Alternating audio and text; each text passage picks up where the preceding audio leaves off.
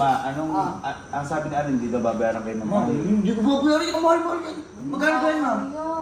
Then, Actually, sir, gaya po ng Sir KB na binigay namin na 50%, meron din po kayong 50%. Ay, nakatipid ka!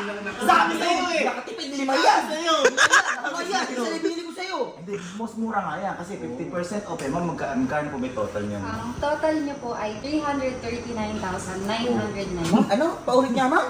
339,995. Oo! 339, kuya. Kahit yung credit card ko, hindi kasya doon pa.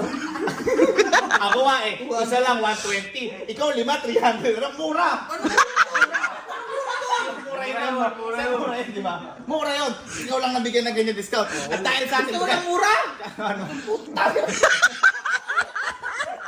Kaya ako sa inyo, pag sinap-PH na kayo, sobrang mura. At hintayin nyo masira yung bangko ng mga...